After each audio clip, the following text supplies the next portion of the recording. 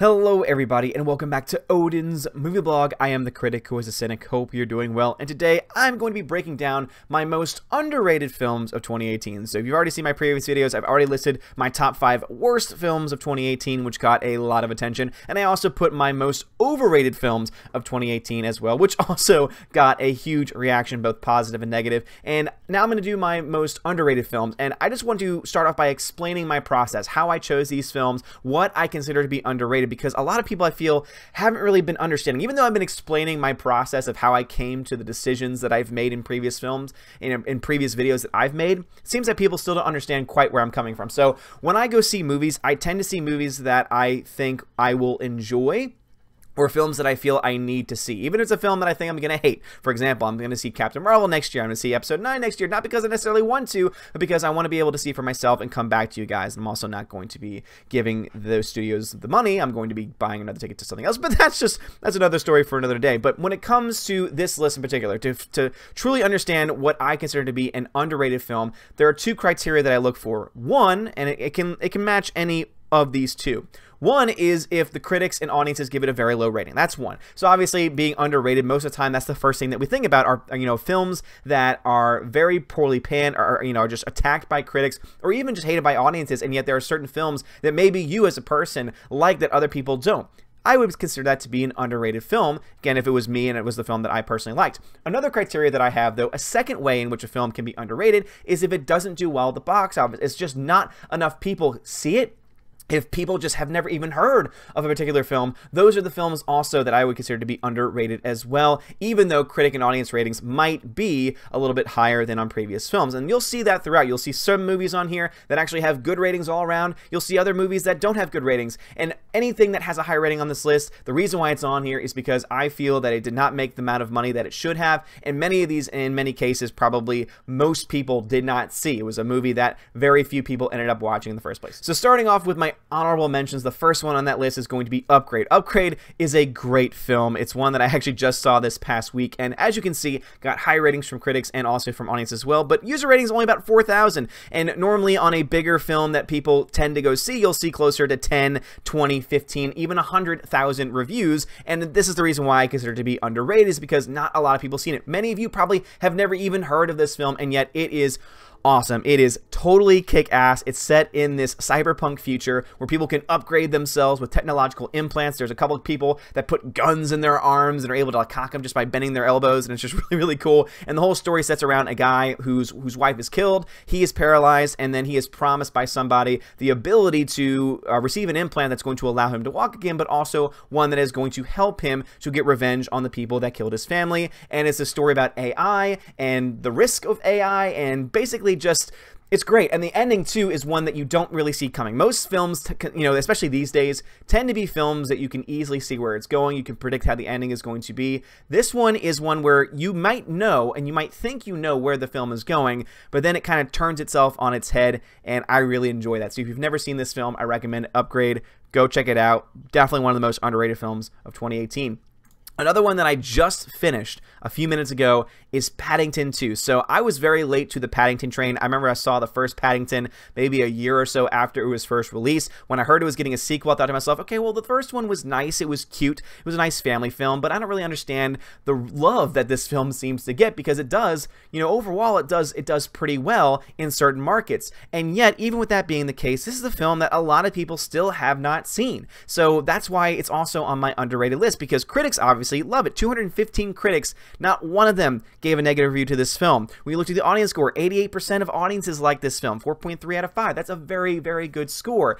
But a lot of people still didn't see this film. Yes, it made money, but it definitely is not even close to the Disney animated movies that come out every single year, and so that's why it's on my list. And it's a great family film. Paddington, to me, is a film that's for everybody. There's a bit in there for every single age group. This is a great film, and a great series now at this point, since they're very likely going to make a third one, because they made enough to in order to justify it, to get its own trilogy. And it's just really amazing, because it's totally a series that you could sit down and watch with your family. It's one where I feel like it'll age very gracefully, because the humor is very smart. The humor is very family oriented, and it's just good old-fashioned fun. So I would very much recommend checking out Paddington 2. I know that a lot of people don't understand the love I know that a lot of people look at the effects and they say it doesn't look that good, and no, the CGI is not perfect, not by any means. Me being a big CGI guy, trust me.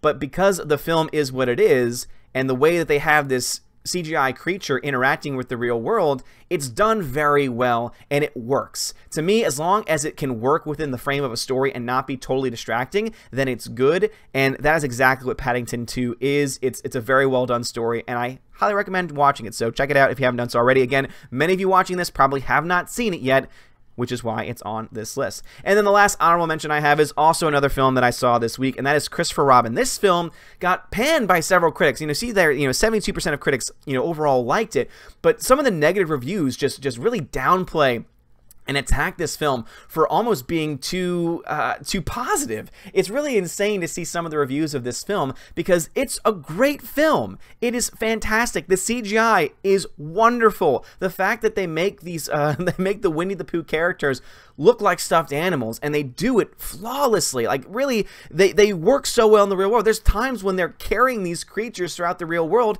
and you're thinking to yourself, how in the world were they able to do that? I mean, it really is a triumph in cinematography and a triumph in CGI effects, I would say. Is it going to blow you out of the water? No, but it works, and that's the thing, and that's the reason why I like this film so much, because everything in it works. The score is great. The acting is fantastic. Ewan McGregor does a fantastic job here playing the role of Christopher Robin, and it's a great story too, because it's all about growing up. It's all about how many people oftentimes will leave a part of themselves behind. We often say, oh, well, that's childish, or, oh, I leave that behind in my childhood, I'm not going to go back to that point.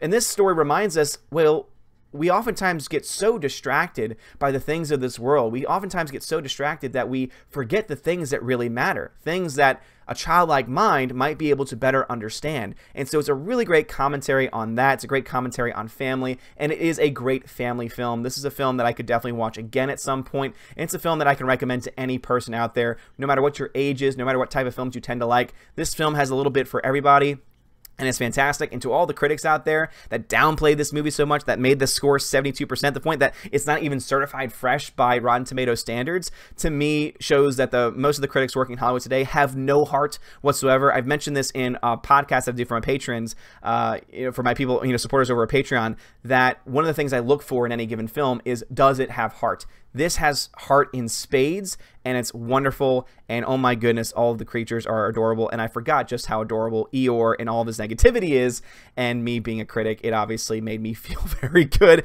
Recommend it, though, if you have not seen it yet. Another film underrated by critics, I would say, especially when they've given such higher ratings to other films that don't even come close to the quality that this film is able to do. And also, not to mention, Jim Cummings, who is well known for his voice work in Disney films and even outside of Disney films as well, is just spot on as Winnie the Pooh and Tigger, and it's just absolutely fantastic. So please check this out if you can. Anyway, so those are all my honorable mentions. All great films. Please go check them out. Now we're going to get into my top 5 most underrated films of 2018, and I will go ahead and explain a little bit about them, but also about why I think they are underrated. Starting off with Unsane. So Unsane was a Steven Soderbergh film that he shot entirely on an iPhone, and because it was shot on an iPhone, it turned off a lot of people. As you see on here, certain critics liked it, but not all. It is still certified fresh, which Christopher Robin was not. But then you look at that audience score and you say, man, audiences did not like the film. And the reason why is because of this effect, because I think the fact that it was shot on an iPhone distracted so much for a normal movie-going audience that they thought to themselves, what am I watching? Why am I watching something that I could have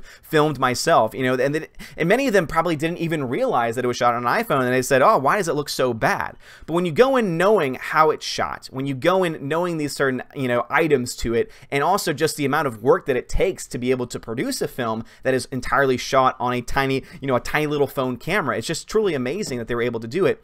But also, not only that, how using that effect, using the phone itself, creates a color to the film, creates an angle to the film that helps to add to the thriller aspect, because this entire movie is about you asking the question that the character on screen is asking of herself. Am I crazy? Is she crazy? Is she actually seeing what's on screen, or are they figments of her imagination? And the fact that it was shot on a non-professional camera, the fact that it was just shot on an iPhone, helps to add to that level of uncertainty. And so because of that, I think it's great. I have a very good friend who hated this movie, who did not like it, and it's definitely a love or hate movie. But because of the score discrepancy here, I will say that it's a great film. I think it's worth checking out, especially for the fact that it was able to be produced in such a way, in such a low budget way. If you want to talk about low budget, it doesn't get any, it doesn't get lower budget than shooting an entire film on a phone camera. And just what they were able to do with it is fantastic. The cast is great in here. I mean, Claire Foy does a fantastic job, and I recommend it. It's so good. It really is, and it's a brilliant.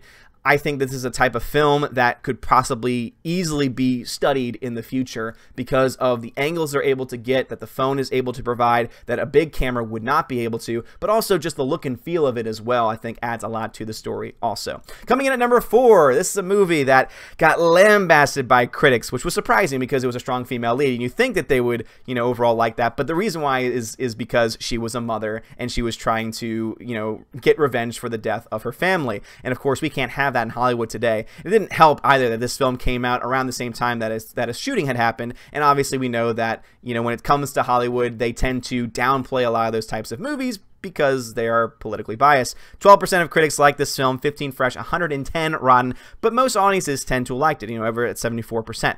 And this is not an amazing movie. This is not a movie that's going to blow you out of the water, but at the same time, it is so much damn fun, and Jennifer Garner brings it. A lot of people have been critical that they don't give her a good backstory, that she's a Mary Sue, that she just becomes good at what she does, and she becomes good at firearms for no reason, when they make it very clear in the movie that there is time that passes between the event of her children's death and when she starts becoming a badass. And it's definitely not without the realm of possibility that this woman, motivated by the death of her family, could not have at one point gone after and received certain training to be able to do the things that she did. Now, are some things unrealistic? Absolutely. But you see these types of films happen with different people, mostly males, in the lead role, and most people buy into it. Most people have no problem with it. So it's very interesting that these critics who are all about diversity and all about, female power, are going after a film that you can see almost the exact same type of film, a revenge film, get higher ratings from, and yet have a male protagonist. Now, I personally don't care one way or the other. All I saw on screen was someone being a badass, kicking ass, and having a good time watching it at the same time. So Peppermint was great.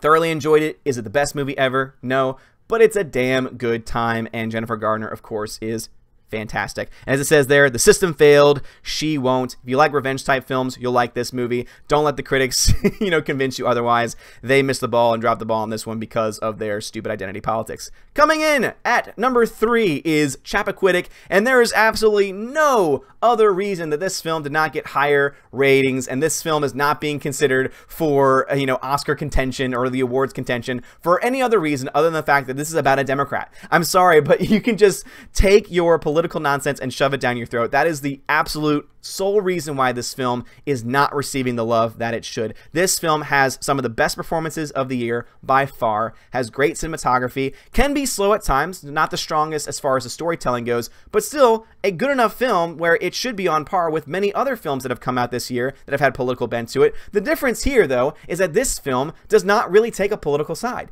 Yes, it tells a true story, and that's why I love it, is that many people don't know, many people don't realize or remember that there was a man in the Senate named Ted Kennedy who killed a person and got away with it, had no repercussions for his actions. And this story is great because it gives you nothing but the facts. It's not made by some conservative group that's trying to just lambaste Democrats. What it is it's somebody who understood that there's a story out there that has never really been told, that has never really been given an honest look, and he does nothing but present the facts of the case and provide it in a drama form. And it's fantastic. It's done so well, and the fact that you understand that this woman on screen right now isn't drowned in the movie. So basically the basic story, if you've never heard of it before, which probably you haven't, because if it had been a Republican, you would hear nonstop, oh, remember you defended so-and-so when he, blah, blah, blah. But because it's a Democrat, because he was a Kennedy, because he was royalty, guess what?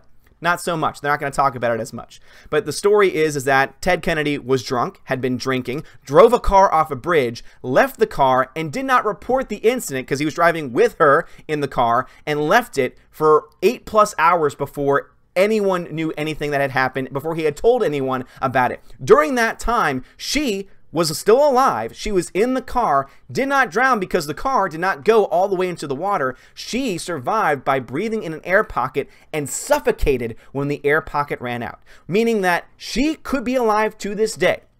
She could still be alive. She would have survived had Ted Kennedy not been self-centered and not been drunk and committed murder against this woman. You know, obviously, you're like, murder, probably manslaughter, negligent manslaughter, or anything like that probably would be a more accurate statement. Again, I'm not a legal person, but that seems to be the right case. But the fact remains that this man was still allowed to have a political career and was basically given a slap on the wrist, all because he was a part of a major political party, all because he was a part of a huge political family. And it disgusts me still to this very day, because it tells you, and it's a great story because it really shines light on the fact that there are so many politicians who maybe have done this, if not worse, and yet get away with it because of their name, get away with it because of who they know. And that's why this movie is so important. Yes, critics gave it positive ratings, but the fact that it's an 82%, and there are films that have received lower ratings than that are getting more Oscar contention than this film, should tell you all that you need to know, because the last thing that they want to do in Hollywood is talk about dear old Ted Kennedy, the Lion of the Senate,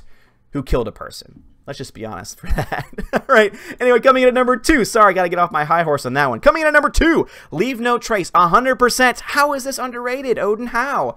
No one saw it. You've probably never heard of this film, and you should, because Ben Foster gives probably the performance of his entire career. If you've never heard of him before, guarantee you've seen him in a couple of movies. He was in an X-Men movie.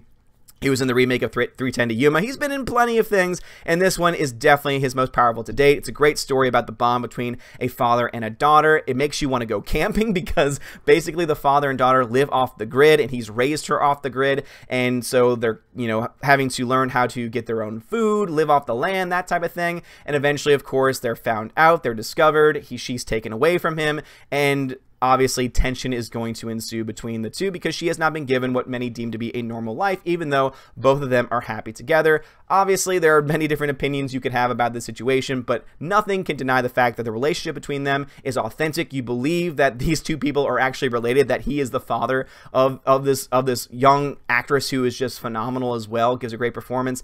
And I definitely think you should check this out because it is fantastic. I would say Thomasin McKenzie is the girl that plays the character in this movie, and it's wonderful. It's a movie that you've probably never heard of before, and it's worth seeing. So please check it out. Critics obviously love it.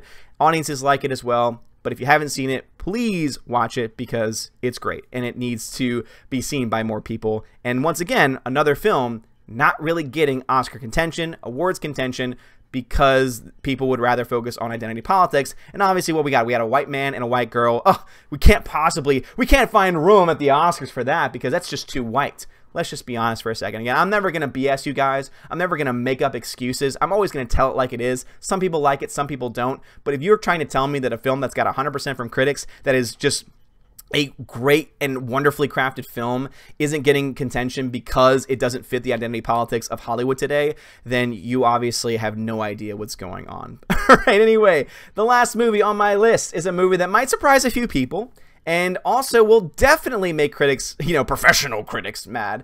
And that film is Venom 2018. Venom, the first 30 minutes suck, and then the rest of the movie is awesome. Critics hated this film, and guess what? Even the hate from the critics, even the critics who tried to drive this film into the ground, tried to drive yet another film led by a white man, Tom Hardy, continue to try and drive it into the ground. This film is the 5th highest grossing film of 2018. This film made a crap ton of money. It eventually will get bumped off by Aquaman, because Aquaman is going to reach $1 billion. This film is not, but it's still going to be one of the highest grossing in the top 10 for sure films of 2018, and it's fun. It is just a damn good time at the theater. Again, if you want no other reason to see this film and support this franchise, just look at that tomato meter. Just look at the fact that critics hated this movie, and let that be your motivating factor, because we all know that the critics, especially those who put their reviews out there for Rotten Tomatoes, we all know the type of mindset that they have. We all know the politics that they have. So let's go ahead and just shove it in their face and realize, yeah, you can still have a good time at the theater, even if the film doesn't fit your so-called standards.